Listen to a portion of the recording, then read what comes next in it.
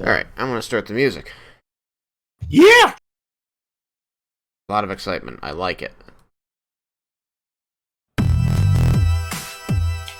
This is the Player 4 Podcast. Join us each week as we talk about movies, video games, and pop culture, and break down the latest stories from our Dungeons & Dragons campaigns. Player 4 has entered the game. Hello and welcome to the Player 4 Podcast. I'm your host, Tristan, aka Chagrazier. I'm Alex, aka Chaos Black 21. And I'm Joseph, aka J Dunlap. J Dunlap! You're never here, Joseph. Yeah. Welcome. Twitch.tv/J Dunlap. You got a Twitch now? Well, I mean, I'm not active or anything. You twitching? I do a lot of modding, though. Modding? Oh, you mod Moody. for other people. I thought this was Yeah. like a Skyrim thing again. I'm like, this is why he needed to stop porting it onto random objects. I guess I could have worded that better, but I do a lot of modding for pretty much most of the people that I watch. And speaking of mods, we have a new mod, someone who just got a sword today. What? I want a sword. Do I have a sword? Alex is a VIP. Tristan has a sword. Wait, why am I only VIP? I'm part of the freaking cast.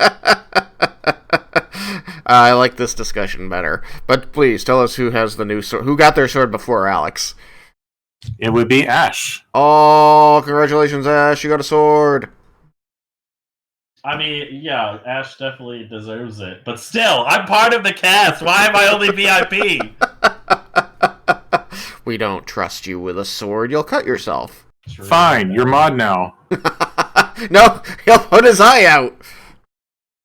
I just figured he didn't want the great responsibility that came with the great power. There's responsibility.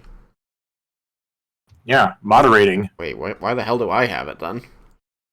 I don't know. Sorry, does that mean like that I can time myself out then? You can't actually mess with other mods or yourself. You can't ban yourself. Dang it! What's this power worth then? Why did you give me this power if I can't use it to kill myself? But yeah, I did. I realized that I hadn't gotten my set up my Twitch Prime connection, my link.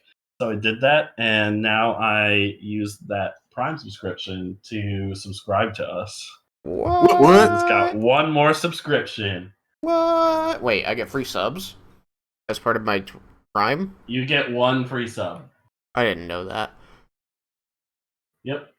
You have to link your Amazon Prime account with your Twitch account. I mean, it's been linked for 3 years. Then yeah, you should get a free subscription that you can use on any channel you want. Yeah, I'm gonna subscribe to myself. I'm kidding. I'll subscribe to us. I didn't know you had your. Wait, you did used to have your own because you played. You used to play like your Elder Scrolls and stuff on there, right? Yeah, I just stream to ours instead. Like, why put content in a place where nobody's gonna watch it when I can add to content that maybe some people will watch? Mm-hmm.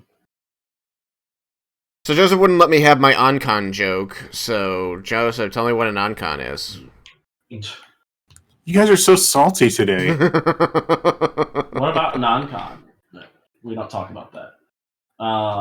Yeah, he wanted to call it on-con the COVID rom-com, and I run the joke because I figure people probably needed to know that we're talking about online cons. That's what an on-con is. Yeah, of course. Duh, Joseph. Duh, Joseph. And there's the on-con superhero, On-Con-Man. Okay, let's just let's bring it back. Okay. No embracing the tangent. Yeah, so the topics that we're going to talk about today, apparently I'm the one who's going to say this now, at least for today. We're going to talk about online conventions, specifically because RTX announcement that we haven't really addressed, but also just like overall, this is just a thing for now. And I had a story I wanted to share, as well as just maybe have an open discussion about it with ourselves in chat. And then we're going to talk about our D&D games. Tristan's going to give us an update about House Hunters, and then we're going to flip out of here. Wait, House Hunters. Oh, because of you're talking about that one game. Yeah. You'll find out. Phasmophobia. First, let's talk about online conventions because RTX was announced not too long ago to be online this year, which, 2 years in a row kind of cramps our style since, this has been a thing we've been doing for, was it 5 years in a row? Since 2013. 5 or 6 years in a row where we've been sharing some sort of domicile as a group. Long time. We've known each other too long. I mean, you guys have known me since before I had 2 children. I knew you before I even met you. Wait, what? Oh, you mean how we played phone tag for an entire RTX? Yeah. Wait, I know you before your daughter was born? Yes, Sarah was born right after RTX the first time I attended, but you and I knew each other online before that one, I think. We met the next RTX. Oh, man. Pretty sure. Buddy. I made my new account and immediately made a bunch of friends like Alex and Bree and you. I'm gonna go laugh at your daughter and tell her that I've known you longer than her. Hey, Sarah, Tristan's laughing at you because he's known me longer than you have. She's pretending to be sad now. Come here, give me a hug. Tell Sarah I said hi. I want to tell him the exact day when I was born. Okay, tell him. Right here. Right here. I was born 2013 on July 30. July 30th, 2013? Dang! You're almost gonna be 8! 8's a good number. 8's a It's good going to number. take her some time to process that information. Anyway.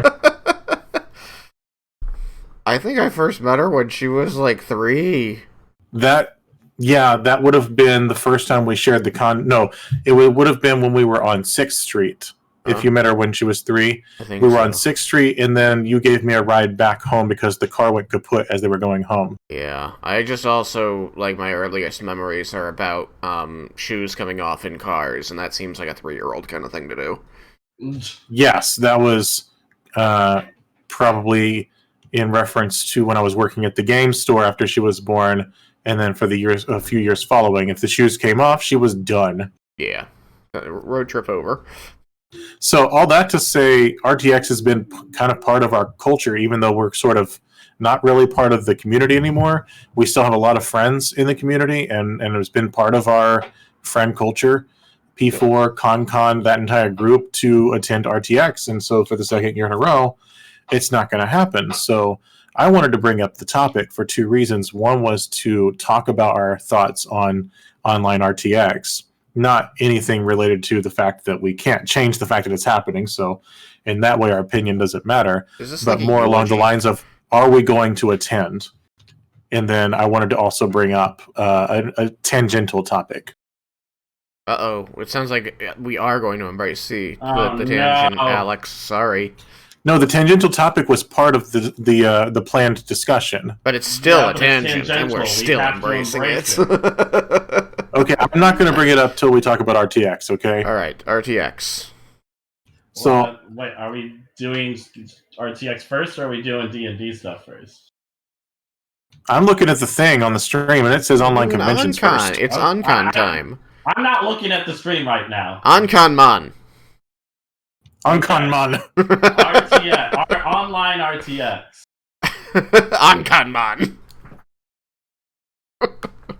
In any event, what's the dealio? The dealio is that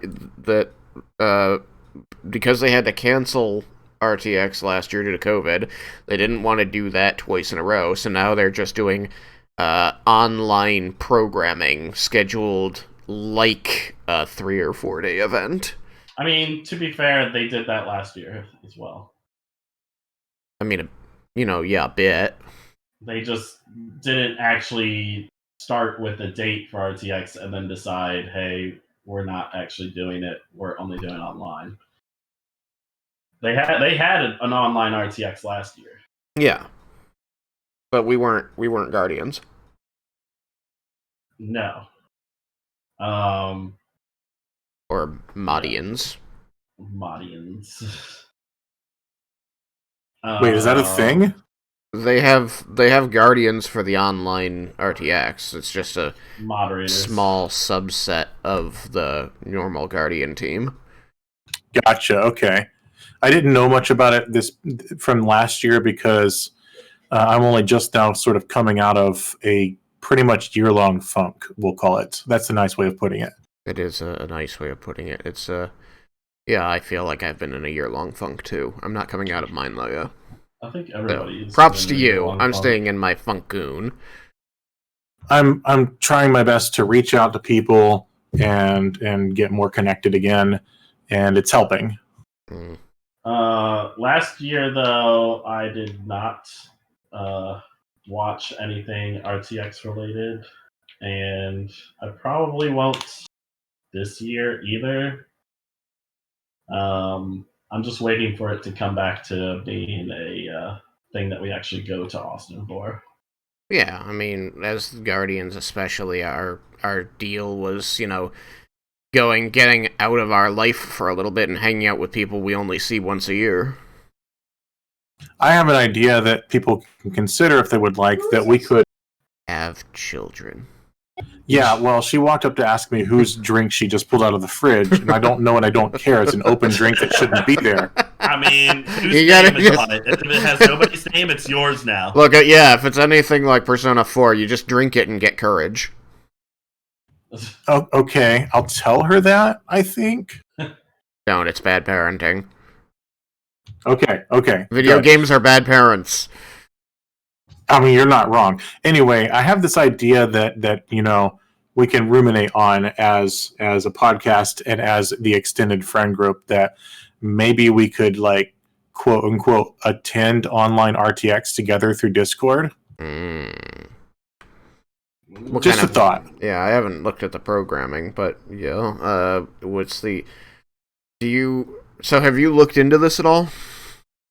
No, it's just when we were talking about what to talk about today, Mhm. I was like, well, we haven't talked about online RTX, Yeah, and we RTX is part of our life. And I don't know, the idea just popped into my head because I've watched movies with friends online through Discord. Yep. And I just thought, if it's part of our friend subgroup culture, then maybe we could consider the idea of attending together. I'm just trying to figure out if there's going to be a cost associated with it. Yeah, I don't know. So, I mean, last year they didn't. It says it's in 119 days, 15 hours, 7 minutes, and 26 seconds. that's very specific. July See, 8th. the main problem is going to be what programming are they going to have that all of us are going to be like, you know what, that's interesting, let's watch that together. I mean, you got 10 days that it's spread over. You'll probably find something. Yeah, We could just- it's just I know that at regular RTX, at least before I was a Guardian, I mean it was kind of, I wouldn't necessarily say it was the easiest to all go to the same kind of panel because all of us have our own likes and dislikes and things. Well, part of that, Alex, was when we had to stand in line, we had to be very, very choosy about what we were attending. So we would say, like, this is the one or two that I want to attend on this particular day. And then it was worse for you guys because this is the one I'm going to ask them to let me attend. But in this case, it's more, what's one that as a group we could make it a point to attend together, even though there might be others we might attend as individuals or smaller groups. Trying to get some information for us so that we can actually talk in a couple of specifics here. We should definitely make a channel either in the P4 podcast or ConCon Discords, one of those two, and just like get the conversation going. Mm-hmm. July 8 to 17, 2021 is when it's happening. Current badge holders are eligible to postpone RTX to RTX 2022. Postpone credit refund options for 2020 attendees. I mean, I doubt they have any programming right now. It's still early. No, I'm just trying to figure out like if there's an attendance fee or anything like that. That's the kind of thing that people want to know. Do I have to pay to do this? You know? While you're researching this, I want to talk about online conventions as a concept now. Please do. That's the tangent. So it's not just RTX, that's been moving online, although I'm sure most conventions are just like, okay, we'll just take 2 years off. That seems easier. But there's other conventions that happen every year that are very important, that aren't just like Comic-Con or anything like that. So the example would be national or state-based, wow, that's a magic term, but national or state-located conventions, say in music, for example. So there's an organization called TMEA, and then there's MTNA, and those are music educator state-specific organizations, Texas Music Educators Association as an example. So they have a convention every year in San Antonio, and this year it was all online. So the funny thing is, myself as an individual, I'm not speaking to anyone else, I've been in the habit of not going, so it was never even on my radar to, I don't know, not even get off my tush, just click the mouse a few times and watch the convention, although it could have also cost money for all I know. So I just wanted to bring that up because just an interesting thing that some people are sort of jumping at the opportunity. Say like Magic Judges, for example, are still doing conferences. Mm-hmm. I'm not jumping at it because I don't know why. I don't have a good reason. It's just been a rough year. Yeah. But other people are really jumping at the opportunity to continue doing things that they've been doing, but online. Whereas I've just sort of established a new routine. But I have a controversial story to share, you guys, while Tristan is still researching. You can share it. My research really only turned up instructions on how to get your refund from last year and didn't mention anything about charging for this year. The only thing related to it was just... I've come up with something, at least from last year, and some other posts it's talking about RTX at Home 2021 that aren't actually Rooster Teeth sites or whatever. So I don't know how true this is actually going to be. But they said that last year actually was free for first members, and select panels would be free for everyone. So they might go the same route next year or this year. Yeah, there was one person who was asking the question, is it possible to pay for tickets to get access to certain things? But there wasn't an answer to that one. So it seems like there might be a precedent for that. But I don't know what the end result is. So share this controversial story, Joseph. Yes, this, as I understand it, relates to the Texas Music Educators Association convention that happened a few weeks ago. So there was a panel about instructing beginning bassoon players. Very specific, right? Mm-hmm. Bassoons only, and only beginners. Yes, and I happen to know someone who majored in bassoon, and then a few other people who it was of interest to, and they were posting about it on Facebook, and they were saying, "Hey, here's a thing that they said in this panel that they gave," and I guess like there was text available alongside it, like they did with the Judge Academy Magic Judge online interface that they came up with, where you would basically read a slideshow while someone talked monotone into a microphone. But that's a whole other issue, isn't it? So they were talking about when you choose your students, things to consider. And already that's a concerning topic. And they were saying one thing you might consider is their socioeconomic status, because it's an expensive instrument and there's reeds that you have to upkeep. It's very similar to oboe, which Oboe Crazy has talked about in the past, the upkeep of reeds. Mm-hmm. But they were implying, essentially, if you want to be a successful bassoon teacher, don't accept someone as a student if they're not rich, was basically what they were implying. Yeah, that's pretty bad. Yeah, it's a capital P, pretty, capital B, bad.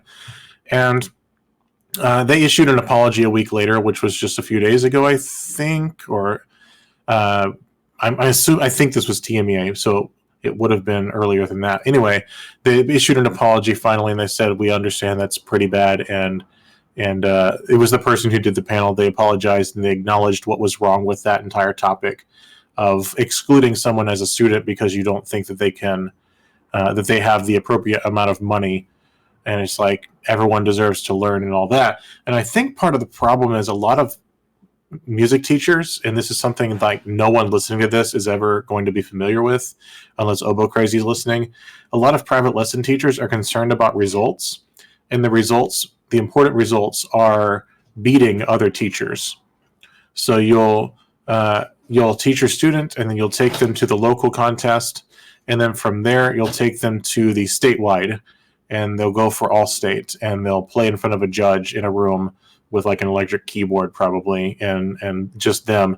And then if they make all state, then they get to be on the stage and they play. That's like the basic like TMEA level, like the state level stuff. But there's other things like national competitions or more strenuous state level things. Like I went to one as a piano player during college, and the guy who won was a Juilliard student who was from Texas, so got to compete in Texas. I'm not bringing that up as like a bitter thing. It's just a fact. Like that's the level of competition you can like come up against depending on where you're going. So a lot of teachers are going to like wrap up their identity in I win XXXX competitions with my students. So they're going to deny students who they think aren't going to have that potential. So I think that sort of pulls the rug up off of a whole bunch of maggots that no one wanted to address. Yeah, I would say that it's definitely not a good look to be denying students for monetary reasons and looking at students as a means to an end.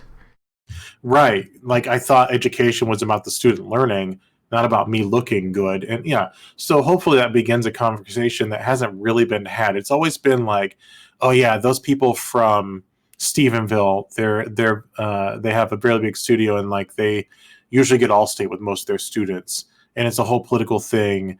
But like no one ever really talks about it aside from that once a year when they see them. So maybe this is a conversation that can start. But it's just a tangent off on the topic of online cons that most of them probably aren't happening. But these sorts of things happen when they happen online. There ends up being a more decentralized discussion of things that happen. So from there, I'd like to move on to D&D if that's okay. Can I linger on that topic for one moment? Linger. I actually have a question that is related to the topic. It was something you brought up earlier. And this might be my privilege showing. So, hit me if I'm wrong. But I wanted to touch on the reeds thing again, because I've never been a woodwind player. I was a brass player, so I have the mouthpiece and maybe a second mouthpiece if I want a slightly different sound, a different shaped mouthpiece, and that was it. Those are expensive. They're metal, but reeds I had always thought were consumables and therefore would not be prohibitively expensive. But it sounds like they are. So there's two kinds. There's the double reed and there's the single reed. And Right. The single reed is saxophones and clarinets, and the double reed is oboes and bassoons. Okay, I forgot Double the bassoons reeds? used, but double reeds. Yes, single reeds you just buy a box of consumables. It's like buying arrows as a hunter Yeah, or ranger or whatever game it is that you're playing. unless you're Vendar. Right. I wouldn't know. But for double reeds, you can buy them, but you still end up having to spend time. Best word I can come up with is customizing them, like whittling them a little bit to make them the exact way that they're supposed to be. Mhm. It's a very time consuming and expensive process.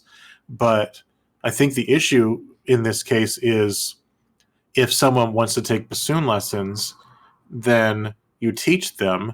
And if they realize that they don't want to upkeep the reed issue, that's their decision, not yours.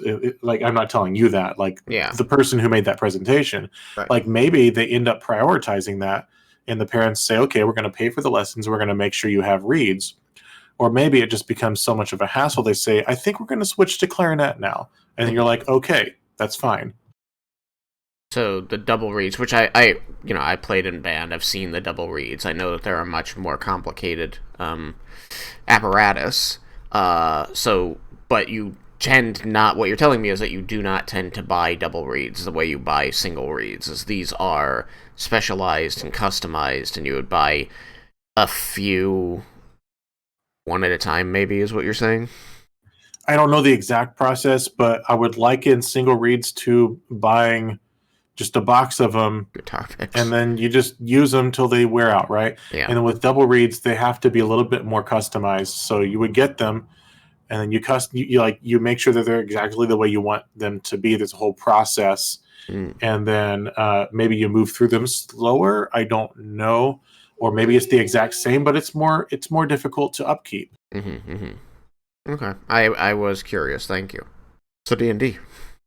I guess because I had the less recent session, we'll start with Valinaria and then move to ELR since that was more recent. Works for me.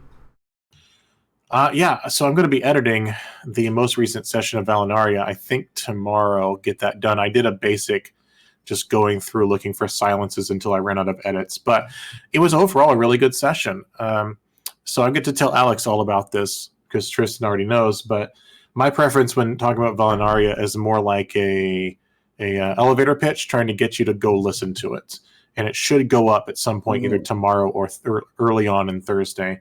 And the idea was that they had the episode before liberated a whole bunch of people who were enslaved in an orc camp. They were all the denizens of a river community, we'll call it. It doesn't even have a name. It's just people who lived next to the river, maybe 100 people. And they were all kidnapped by orcs who got tired of shaking them down for stuff and just decided, you know what, you're more worth to us as slaves because we can use you or we can sell you in Oasis over in the hot box.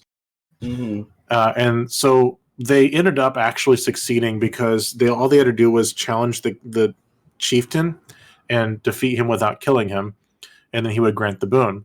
So they did that, and then they also defeated his second with their second. So that meant that the fighter and the paladin both got to fight.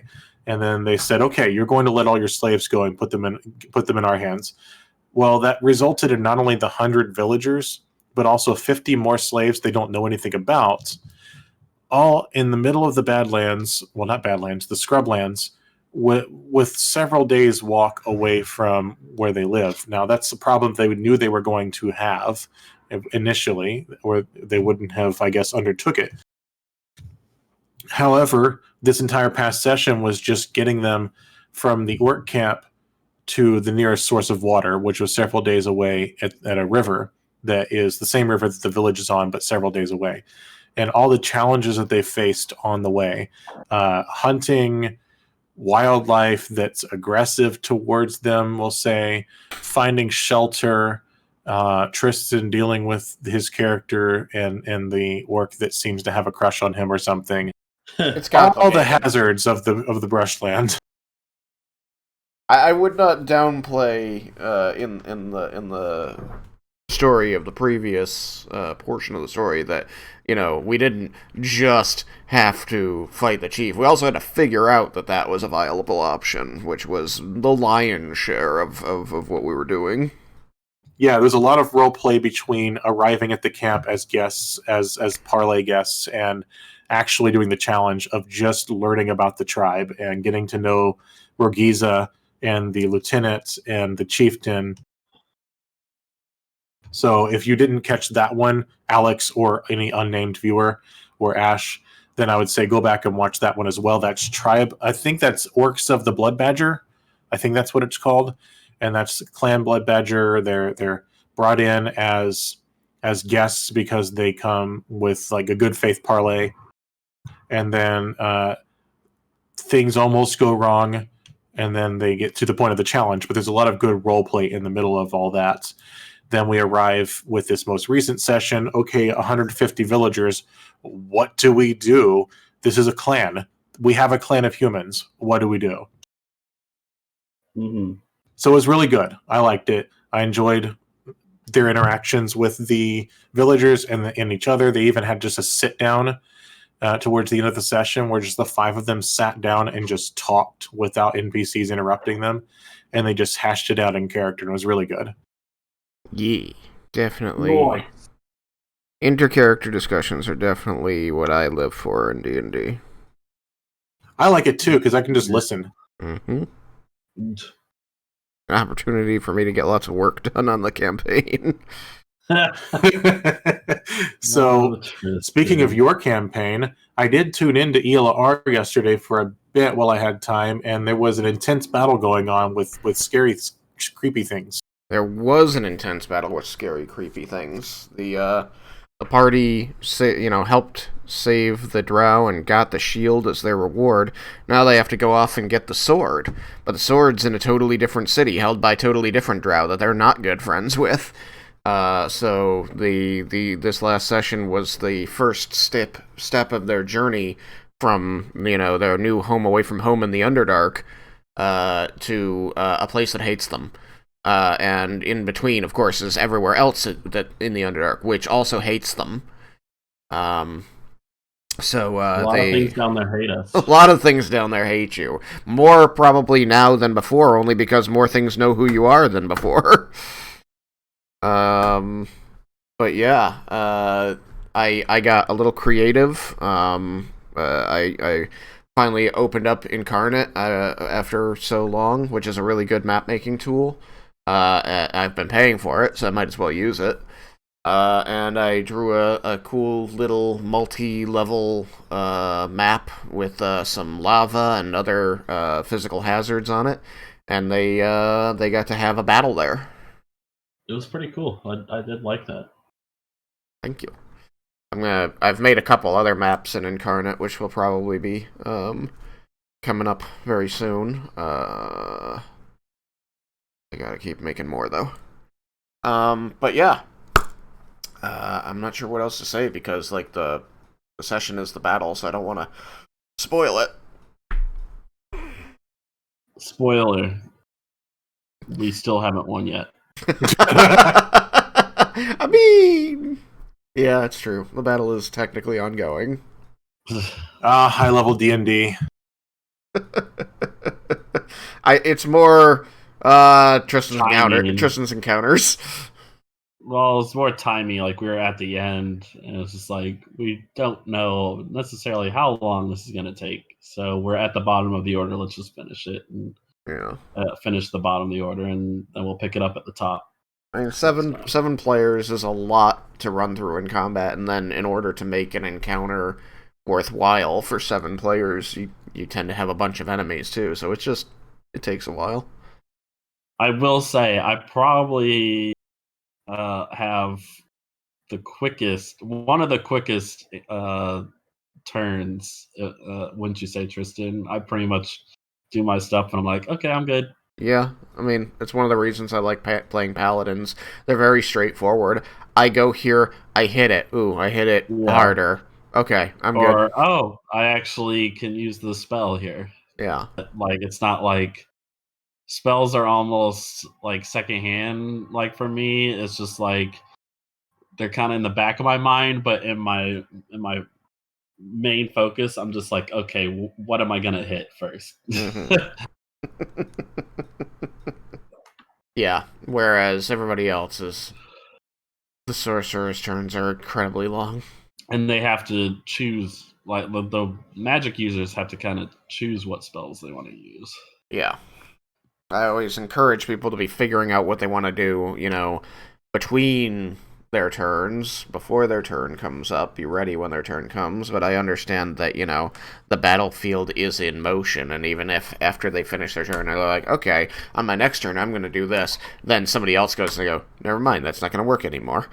Mm-hmm. Yeah, that happens. You're like, I'm going to be prepared. Dynamics. Always changing. Again, you like space out for 5 seconds, right? And then you go, okay, I'm going to blank. And then Tristan's like, they're not there anymore. Man, I have had to say that so many times. I'm gonna attack that. Wait, where is it? Where'd it go? Where did it move somewhere? It's like, no, they killed it. It's dead now. This is it. Oh, hold on. I don't know what I'm gonna do then. They turn into Ted from Scrubs. I just look at the screen, see whatever doesn't have an X over it, and I go, that's what's dying next. Oh, X is for eyes. I just had it detailed. Yep. Yeah, X's. They turn into an X, and life goes on. Not for them, obviously, but for everybody else. Not for them. Hey, speaking of life going on, Tristan. What? Something about House Hunters. What is that? Is that a show? Yeah, I mean, I realized after I typed it that the reason it jumped to my head so fast is because it is the title of a show. I've never seen the show. Where they go and look for houses to buy. Yes, which is what I'm doing. Tristan has a need for a house near the beach, but also in downtown. His budget is 2 paper clips. It's 3 paper clips, okay? Yeah, well, so my next door neighbor is deciding to take advantage of the market now, and this was the point where I was like, okay, good luck with that, and then, and I was just gonna, ride it out here for a bit longer, but the more he and I talked about it, because he wanted second opinions on everything, the more I said, man, maybe this is the time to make the move. And then he wanted me to go with him to give him opinions on some of the houses he was going to see. So I said, sure, I'll go with you. And we looked at 4 houses last weekend, and I was like, yeah, I should really be getting in on this before the prices all go back up, because I do want to stay in this area, and I don't want to keep paying rent. I would rather be building equity. Mm-hmm. I'm surprised that prices are low for you, because I could have sworn from what I've heard, like it's expensive to buy a house right now. Prices are definitely not, low, but it's all the other things that go into it. What am I trying to think? Loan interest rates. Loan interest rates right now are lower than usual. Mm-hmm. And so that's super low. Yeah, I know that. So and that's going to be more important, because even if I go when the market's high, the difference is going to be like a couple $100,000 in a house. And when I tell you that they're all pretty close to $1 million, I want you to understand my full meaning. They're all pretty close to $1 million. Oh my god! Well, yeah, because you live up in like the Northeast, which is one of the areas that's super expensive. Yeah. So like, the cheapest house we saw, and by the way, I'm using the word house incredibly loosely, because none of these one of them was a single-family house. Everything else we looked at were condominiums, which are a glorified way of talking about an apartment. You're not paying rent, you do own it, but you don't own the building, you just own the interior of the building. Yeah, that's kind of what I'm looking towards getting, just because with a condo, at least, you have a chance to get back some of what you put in, or hopefully more than what you put in. I mean, you sell it just like a house. The major difference is you don't own the entire building; somebody else does, and you're paying a fee every month. But this way, it's not like an apartment where basically you're throwing money at it, and then you have nothing to show for it once you're done. Right, exactly. You get nothing back at the end. So yes, that is what I'm looking at, but the least expensive one I looked at with him, and it's the one I'm considering the most, like I liked it a lot, was $750,000. Shoot! Yeah, Ooh. That was the cheapest one. Good thing thank you. Everything else was in the 800s. And we were mostly looking at those because we knew that we had a litany of things that we could say, okay, well, because of X, Y, and Z, because of the surrounding area, I'm willing to give you only this much. We knew that we would, basically all of them, we know that we can get under the list price. Mm-hmm. But by how much? Who knows? The guy seems confident that I could probably get that 750 down into the 600s. I'm less confident of that. But if I could, that'd be great. Of course. Yeah, that's the one that I'm looking at. And I got pre-approved. Nice. So I could buy it. Could. Yep. So I'm working through the process on that right now. But we did go and see a bunch of places. They're all really nice. All of them had kind of done the same thing, where they basically like gutted it, redid the entire kitchen, and then and the bathrooms, and that was kind of it. So they're all in really nice condition, but the nicest part is always the kitchen. And while it's a really shallow way of making it look a lot better than it is, it works because the kitchen's important to us. We cook. Cook. That is one thing that I'd like to get into once I'm out on my own in a way. Is I want, cause I've actually been like watching like cooking stuff just so I can get to that point where I'm like, all right, I have some recipes that I want to try and cook up. Mm. I'll help you, Alex. I taught myself. Joseph, that'd be so appreciative because I like your food. Oh, thank you. Gotta get more of I'm them so Joseph cooking burgers. for everyone. Sorry, Tristan. Yeah, no, we like it when you cook. I said I gotta get more of those Joseph burgers. Right. Well, I've taught myself so many other things since I last saw you guys, and so I'm so cooking for you in 2022. Just remember, Joseph, if you cook burgers again, Tristan likes his like shoe leather. Okay, like a steak. I did all the research on this, okay? Point one, okay, I generally don't eat steak. Point two is that while you can have red in your steak, which is blood, and it's okay, you cannot do that with ground beef. So people who get their hamburgers, which is ground beef, with red, they're gonna die.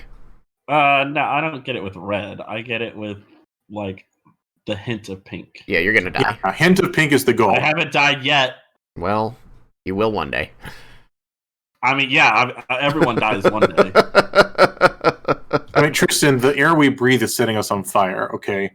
I mean, it's not necessarily it is not necessarily the color. It is the temperature. If you get the temperature up to a certain level, you're gonna be fine. Maybe I just don't make burgers next time. Maybe I do tacos. you're gonna have ground beef be pink, are you? No, my taco beef is amazing. There you go.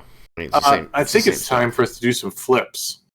I mean, I don't want to do flips. I'm very out of shape. I might break my giant TV or part of me. We got to flip out of here. I don't. That's what it says, right? It is what it says. Does it actually say we flip out of here or we get the flip out of here? Oh, dang it. Okay, I misread. Oh, it's one of those idioms. As you Americans say, it's time to get the flip out of here. Colloquial metaphor. Big words. All right. Hashtag goodbye. Good night. Goodbye.